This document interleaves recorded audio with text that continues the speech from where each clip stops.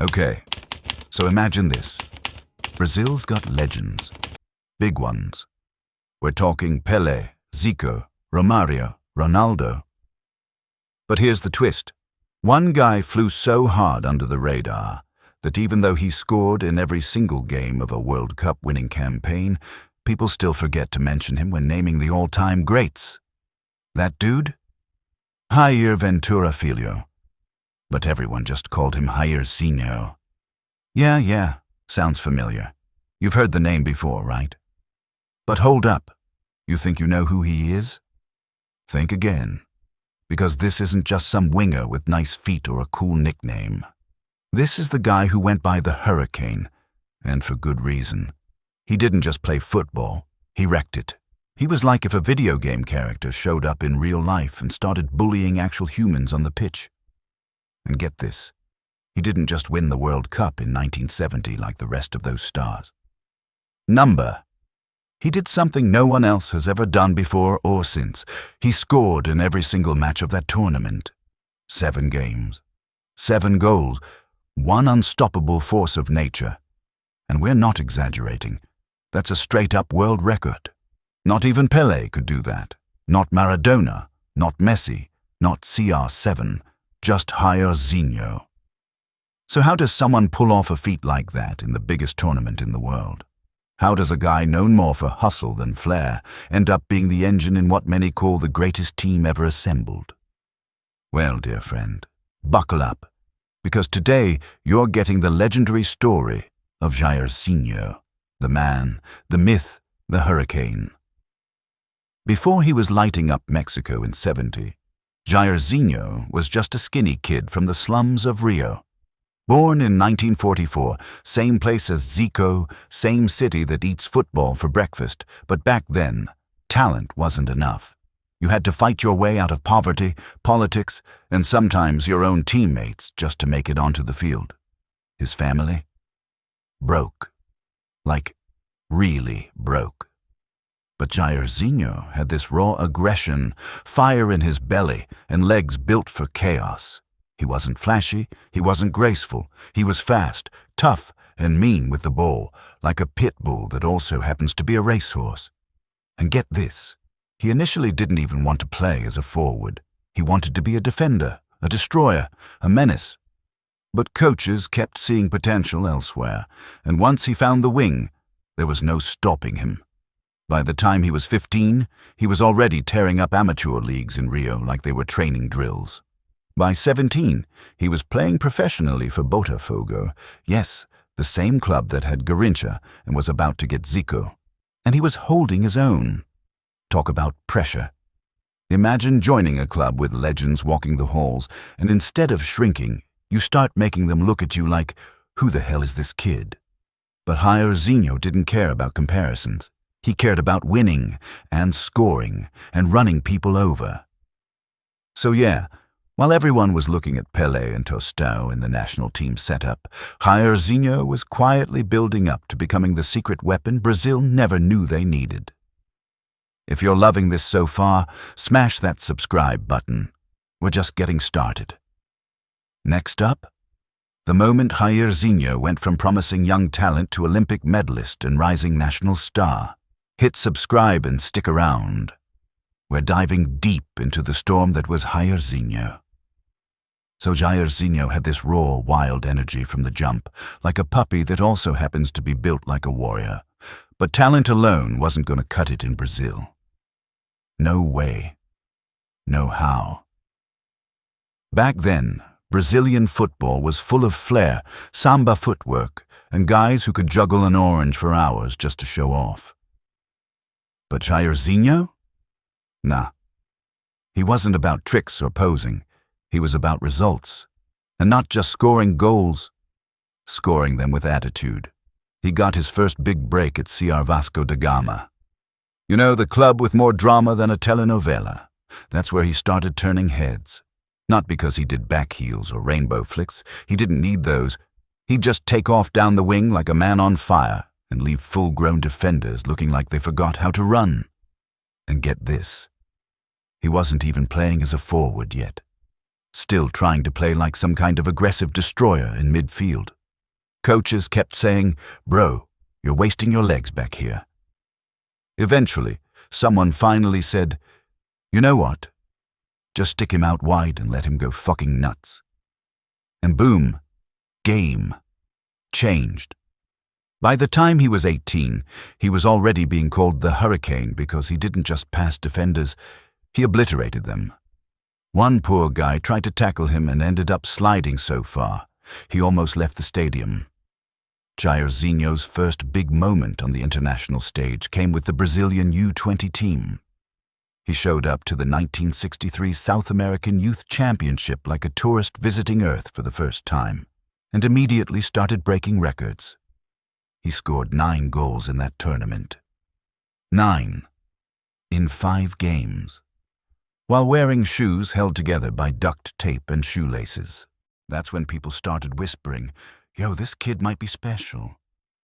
Not might be, was. Like supernova level special, but Brazil already had Pelé, they had Garrincha. Romario hadn't come along yet, but still, there was no shortage of legends running around. So how do you stand out when you're surrounded by gods? Well, Jairzinho had a simple answer. I'll just score every single game.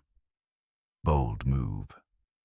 Especially when you consider that Brazil was about to start prepping for the 1964 Olympics, the biggest stage in sports outside the World Cup. Spoiler alert, he did not disappoint. So Jairzinho was tearing up youth tournaments and making grown scouts question reality. But Brazil, they weren't exactly handing out spots on the national team like free candy at a carnival. You had Pelé, Tostão, Rivellino, guys who played football like poetry in motion, and then there was Jairzinho, looking like he just rolled out of bed, chewed up a tire for breakfast, and decided to sprint through defenders like they were traffic cones. But here's the thing. Brazil needed fire. They needed someone who could bring the heat when things got cold. And in 1964, that someone finally got his shot. He was called up for the Olympic squad. Not just any Olympics. Tokyo, 1964. Yeah, same Olympics where Bob Hayes was about to turn into a human lightning bolt. Coincidence? Probably not. The universe was just like, all right, let's flood the planet with legends this year. Brazil sent a young, raw, slightly confused Jairzinho over to Tokyo thinking maybe he'd learn something. Instead, he showed up and started scoring goals like it was his job. And honestly, at that point, it kind of was. First match, goal. Second match, another goal. Third, you guessed it, he scored again. This wasn't luck. This was madness. By the end of the tournament, Brazil didn't win gold, but Jairzinho had made a name for himself. He wasn't just fast anymore. He wasn't just aggressive. He was dangerous, unstoppable, a one-man wrecking crew with cleats. And guess what? Someone back home in Brazil was watching. Someone important, like Mario Zagallo, important. The coach, the guy who would later lead Brazil in the 1970 World Cup. Zagallo saw Jairzinho and thought, yo, we need this guy. Not just as a bench warmer or some hype man on the sidelines. Number 8's a key player, because by this point, Brazil had Pelé. They had flair, they had style. But they were missing the storm, the guy who could tear through defenses like paper in a hurricane. Enter Jairzinho. The national team was starting to gear up for the 1970 World Cup qualifiers. You know, the one everyone now calls the greatest team to ever grace a pitch. And little did the world know, they were about to face a Brazilian winger who didn't just play. He attacked, so Jairzinho was tearing it up at the Olympics. Goals flying in like confetti at a carnival parade. Scouts were drooling. Fans were cheering.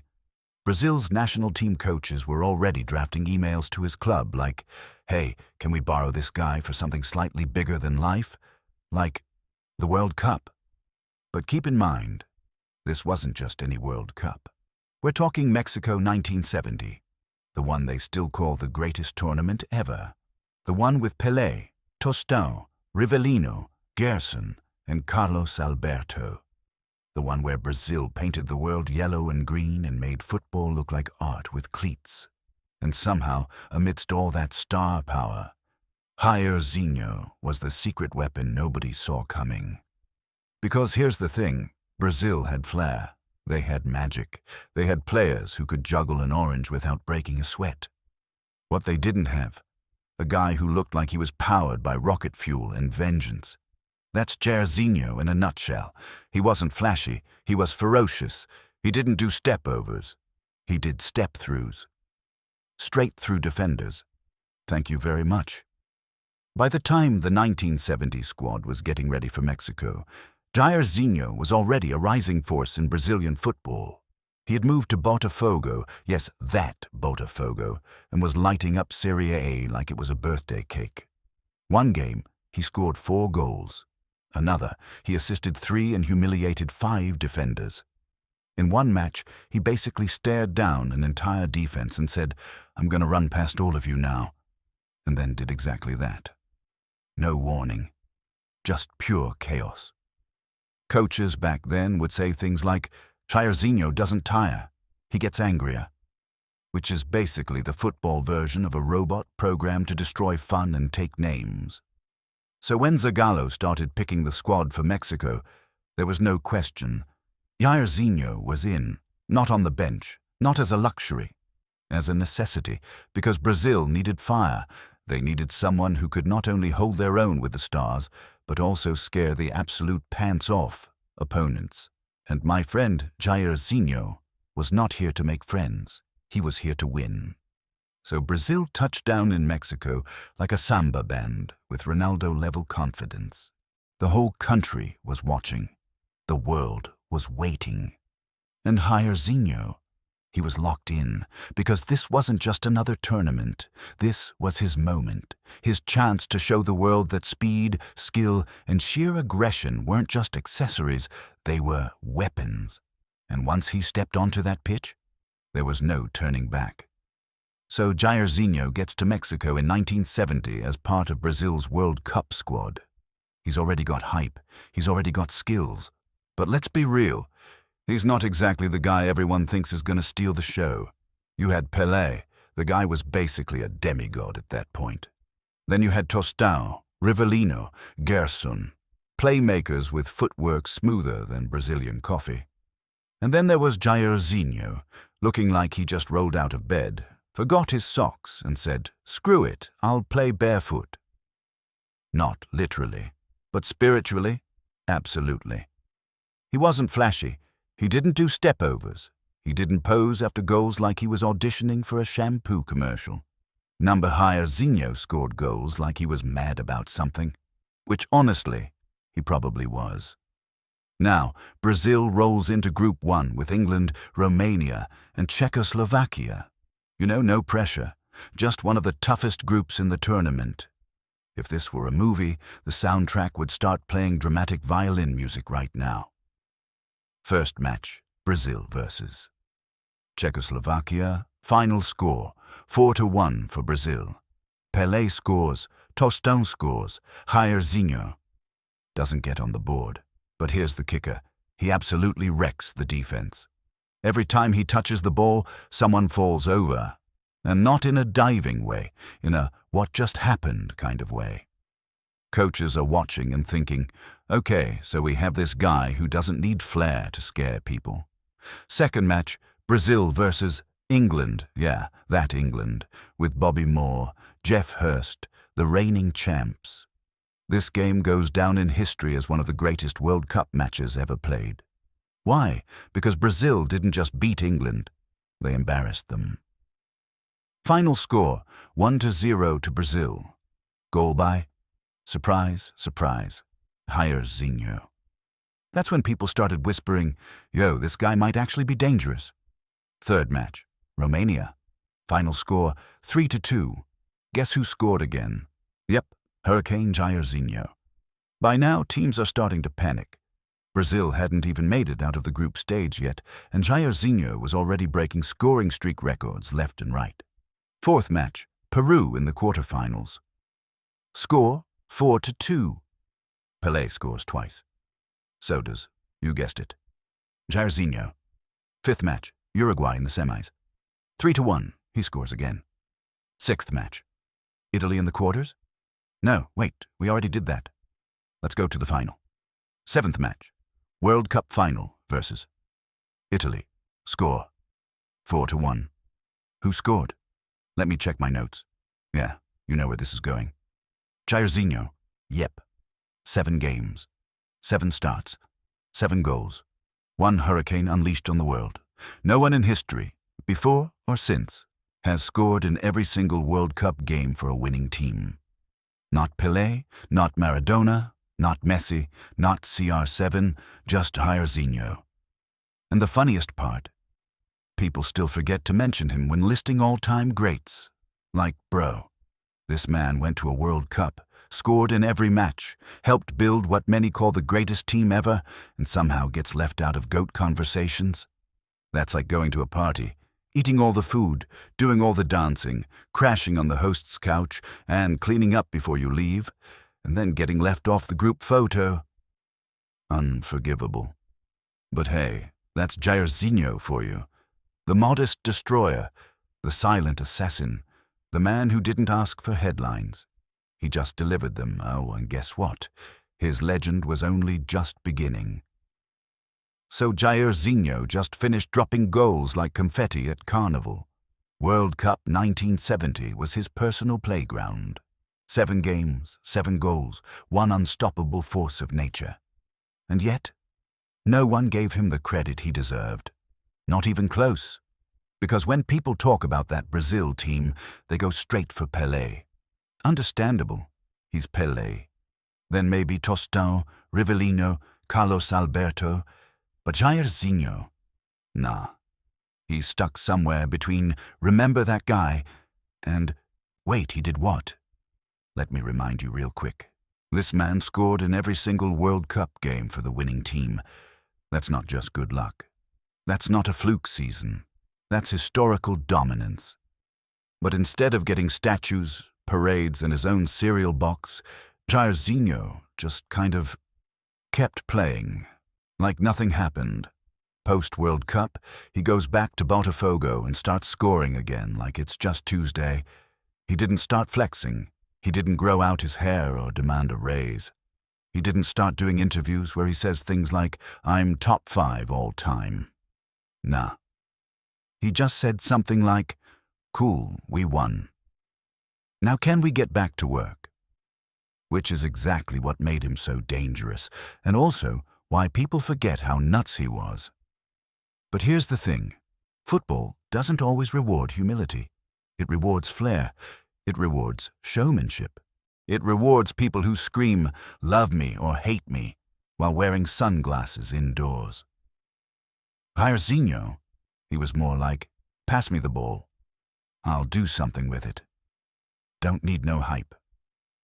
So while other legends were getting their jerseys retired, Jairzinho was playing through injuries, lineup changes, and bad club form like it was just another day at the office. He moved to Portugal to play for Cruzeiro Europe. Not because he wanted fame. Because someone told him European defenders were tougher. He took that as a challenge. Didn't speak the language? Didn't matter. Didn't know the city? Whatever. Just pointed him toward the pitch and said, "Try not to break anything." Spoiler alert, he broke everything. In Portugal, Jairzinho started terrorizing defenses like they owed him money. Goals flying in, defenders falling over like they forgot gravity exists. One game, he scored 4 and got sent off for elbowing someone because, hey, he had limits. Turns out, one of those defenders called him an insult that rhymes with butterface. Jairzinho responded with the universal language of football, violence and excellence. He came back next game and scored 3 more. The league tried to fine him. He responded with a smirk and a shrug. By the time he returned to Brazil, he wasn't just a player anymore. He was a mindset, a mentality, a hurricane that never stopped blowing. So Jairzinho had just finished doing what no one else has ever done before or since. He scored in every single game of a World Cup winning team. 7 games, 7 goals, 0 mercy. And yet, no ticker tape parades, no viral dances, no endorsement deals with his face on cereal boxes, just silence. Well, not silence. More like muted respect. Because even though he was basically football's version of a superhero who showed up at the final hour and saved the day, Brazil still had Pelé. They still had Carlos Alberto. So when people talked about the 1970 team, they went straight for the glitter. Not the grit. But here's the thing about Jairzinho. He didn't care about the spotlight. In fact, he preferred it when people didn't talk about him, because that meant he could show up somewhere unexpected and turn the world upside down again. After the World Cup, he stayed with Botafogo for a few more years, continuing to score goals like it was just a normal Tuesday. One season alone, he scored 38 goals. 38 in 42 games. Yeah, that's not even fair. He wasn't just scoring, he was embarrassing defenders. One guy tried to tackle him so hard, he ended up giving himself a concussion. Another defender swore he saw 2 J-Los during a match and asked the ref if substitutions were allowed mid-play. Jairzinho just smiled and said, "Nope, you're dealing with both of me today." Meanwhile, European clubs started sniffing around. Portugal wanted him, Italy wanted him. Spain also wanted him. It was like every major club suddenly realized there was this terrifying Brazilian winger lurking under their noses and they hadn't even noticed. But Jairzinho didn't go for money.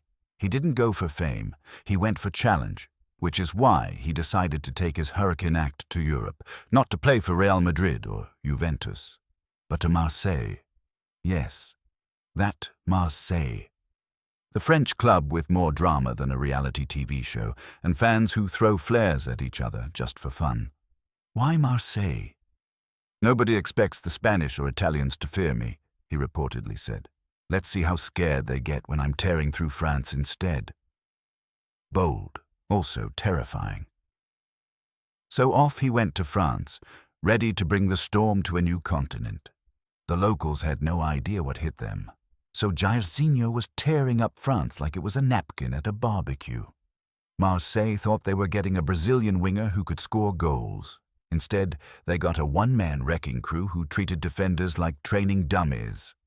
He wasn't just fast. He was aggressively fast. Like a cheetah that also happens to be mad about taxes and poor customer service. Every time he touched the ball, someone ended up on the ground. Not diving, not pretending. Just straight up falling over because their legs forgot how to function. But here's the kicker. France? They didn't know what to do with him. They had seen Brazilians before. Sure, Pelé had played there. So had Zico, but those guys did flips and tricks and made beautiful passes that looked like love letters in cleats. Jairzinho? Nah.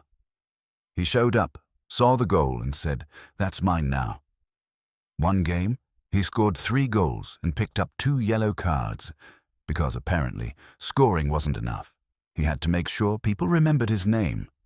The French press gave up trying to explain him and just started calling him Le Diable Vert, the Green Devil, because of his jersey color and the fact that he played like pure chaos with shin guards.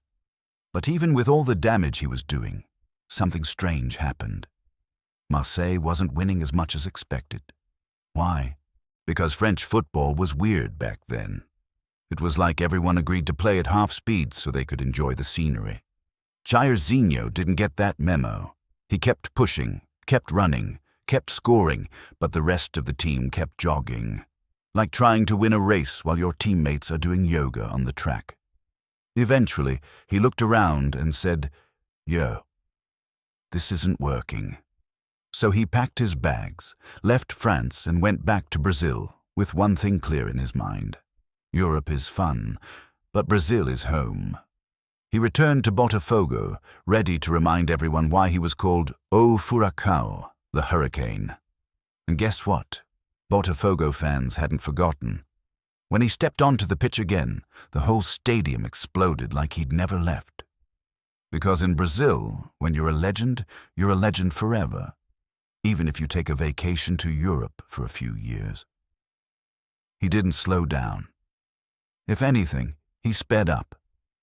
He came back hungrier than ever, like he had spent months watching defenders from other continents and realized none of them scared him anymore. He started scoring goals like it was still 1970. One game, he scored 4.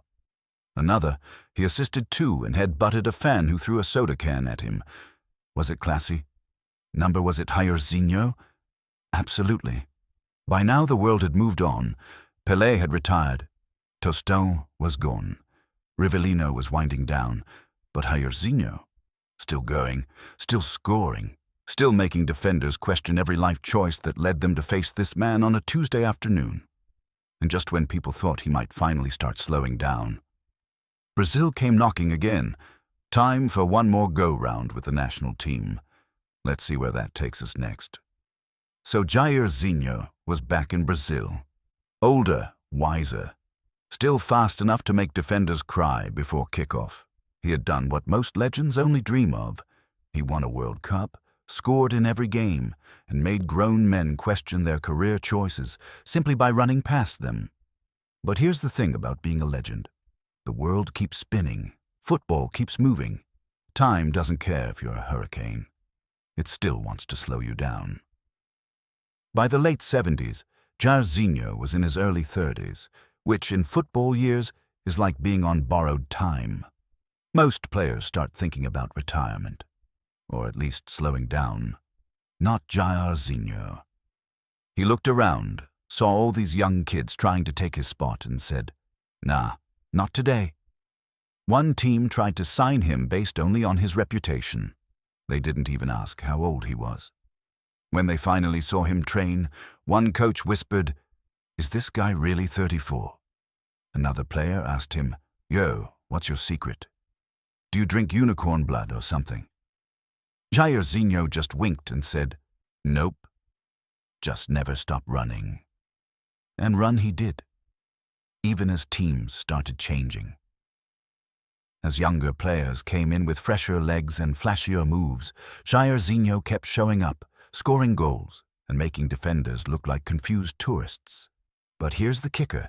Brazil was getting ready for the 1978 World Cup. Argentina was about to host the biggest tournament in football. And guess what? They hadn't forgotten about Jairzinho. Coach Claudio Coutinho called him in for trials. Said, "We know you're older, but we also know what you can do. If you're still got it, we need you." Jairzinho showed up to training like he'd been waiting for this his whole life. First drill, he tore through the defense like tissue paper. Second drill, he scored 3 goals without breaking a sweat. Third drill, he challenged a defender to a race and finished it so fast the ref forgot to blow the whistle. By the end of camp, the coaching staff was like, "Okay, we think we just accidentally woke up the hurricane again." So yes, Jairzinho made the squad.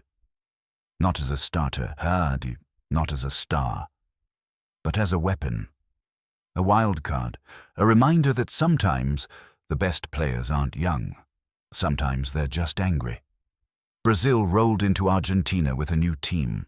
No Pelé, no Tostão. But they had Zico, they had Socrates, and they had Jairzinho lurking on the bench like a secret boss fight. Group stage went well. Brazil looked strong. Dominant, even. Then came the knockout rounds. Argentina, hosts, favorites, and basically hell on earth for any visiting team. Brazil was winning 1-0 in the second half. 1 goal away from the final. Tension so high, people were passing out in the stands.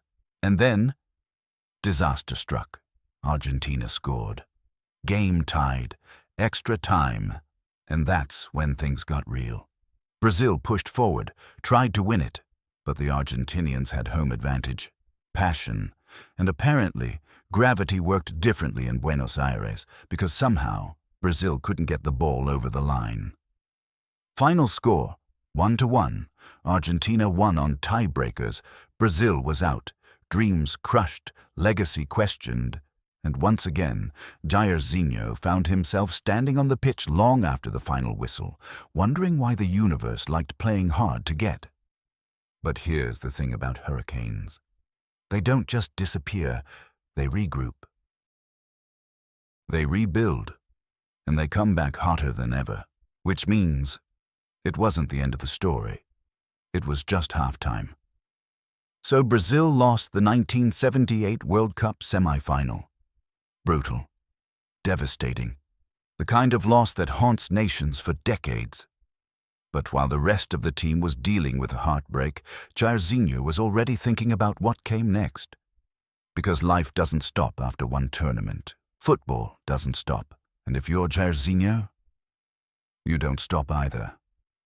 He went back to Botafogo and picked up right where he left off. Scoring goals, humiliating defenders, and generally acting like time had no power over him. One game, he scored from midfield just to prove a point. Another, he nutmegged someone so hard they fell over and asked for a stretcher just out of embarrassment. Fans were still chanting his name. Opposing players still dreaded facing him. And yet, things were starting to change. Brazil was changing. The national team was evolving. New faces were coming in. Zico was rising. Socrates was dominating. Falcao? Yeah, that guy was basically magic on grass. It was becoming less about brute force and more about elegance, control, and tactical genius. Which is great if you're a playmaker. Not so great if you're a hurricane trying to knock down trees. So when the call didn't come again for the 1982 World Cup squad, Jairzinho didn't freak out, didn't throw a tantrum, didn't demand a press conference, just quietly said, "Guess my job here's done." That's classic Jairzinho. No drama, just results. So he turned his attention back to club football, still playing like he hadn't gotten the memo that professional athletes usually slow down in their 30s. Coaches would look at his stats and say, "This can't be real." Team doctors would examine him and ask, "Are you sure you're not part machine?" Teammates would joke, "Yo, are you aging backward or something?" But even Jairzinho couldn't outrun time forever. By the early 80s, he was getting older, not old, but football old. The kind where knees start talking back, legs don't pop like they used to. Still, he kept going, because walking away wasn't in his nature. Finally, in 1983, after nearly 2 decades of terrorizing defenders across continents, Jairzinho decided it was time. Time to hang up the boots. Time to let the storm calm down. So he played his final match. No big farewell tour. No emotional speeches. Just one last goal, because of course there was. After the whistle blew, the crowd gave him a standing ovation that lasted longer than most halftime shows. They knew they were watching a legend leave the stage. And for the first time in his life, Jairzinho didn't know what came next. Retirement. A word he barely understood. But guess what? Even retired, Jairzinho didn't slow down. He started coaching. Yep. Because apparently, yelling at younger players and telling them how soft they were isn't that different from running past people. He took charge of lower division teams in Brazil, bringing the same intensity he brought to the pitch. Players would say, "Coach, can we take a break?" He'd respond, "Break? You think Italy gave me a break in the World Cup final?" Coaching didn't make him rich. Didn't make him famous all over again, but it gave him purpose. And for a man who spent his whole life chasing perfection on the field, that meant everything. Then came the interviews, the documentaries, the "Where Are They Now?" segments. People started realizing something shocking. Wait. Jairzinho did what? Suddenly, the world remembered. They looked back at the 1970 World Cup, at his 7 goals in 7 games, at the way he changed the game without asking for credit, and they started asking the question that still echoes today. Why the hell isn't this guy more famous? Well, get ready.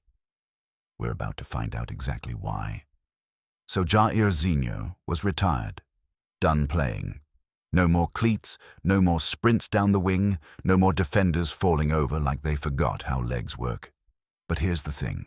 The world finally started realizing what it had missed.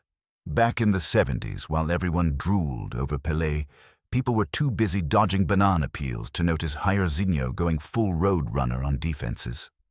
And in the 80s, when Zico and Socrates took center stage, Jairzinho was off yelling at kids to get off his lawn and still scoring goals in charity matches just to prove he hadn't lost it. But by the 90s, the legend started spreading. People started digging up old footage, watching Brazil's 1970 World Cup run. And boom, there he was, Hurricane Jairzinho, running past defenders like they were standing still, scoring in every single game, being unapologetically awesome. Football nerds started whispering, "Wait, this guy did what?" Documentaries started featuring him more heavily, not just as a side note, not just as a guy who was there, but as one of the main reasons that 1970 team was so unstoppable. Analysts broke down the stats.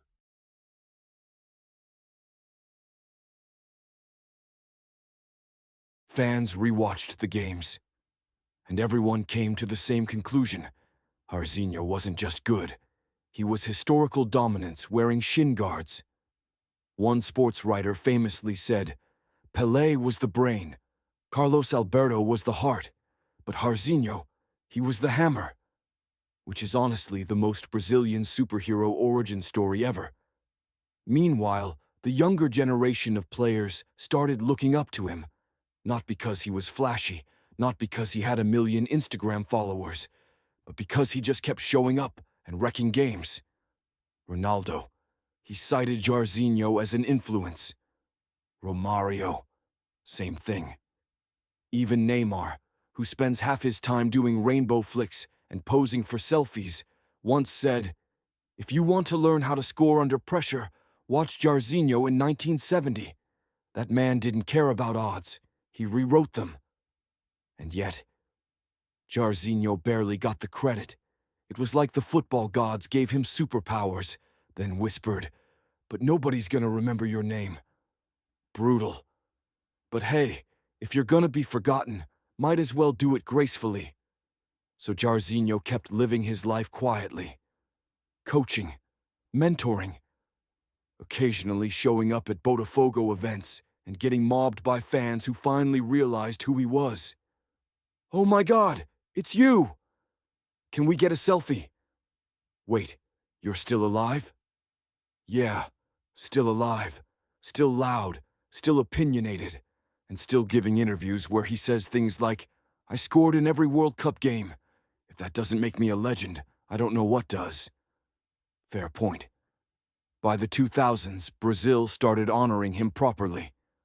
Statues went up, streets were named after him, jerseys with his name sold out faster than churrasco at a discount. And even though he never got the global hype of Pelé or Romario, he got something arguably better: respect from the people who really knew football.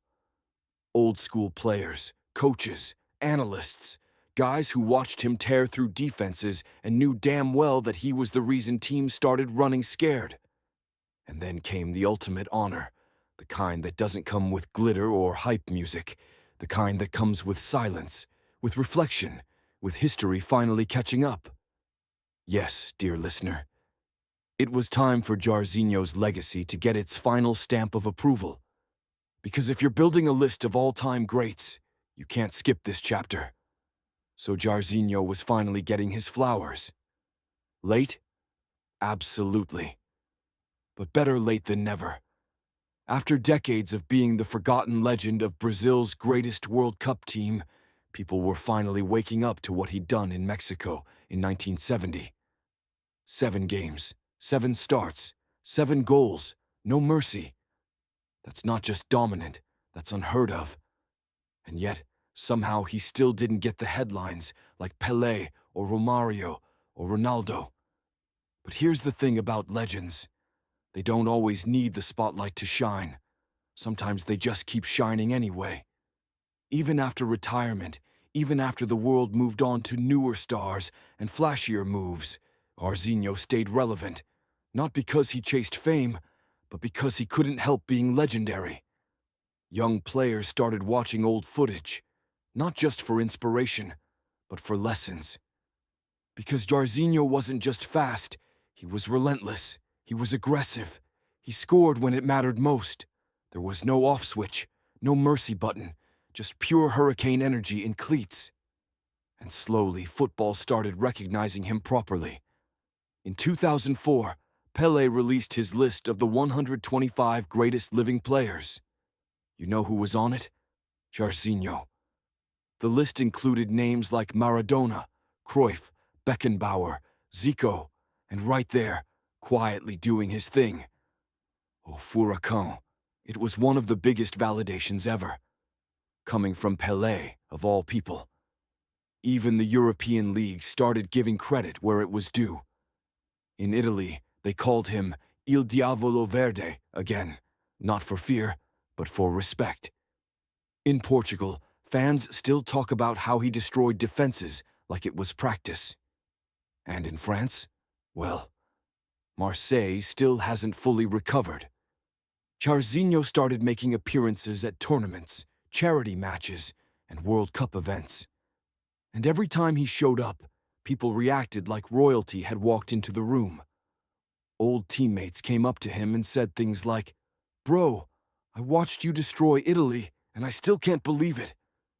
Younger players asked for selfies and advice, and analysts started putting him in conversations he had never been part of before. Top 10 Brazilians of all time. Top 5 right-wingers ever. You bet. But even with all the recognition, Jairzinho stayed humble. Still didn't do flashy interviews. Still didn't flex his stats like they were trophies. He'd just shrug and say, "I played my game." That's all.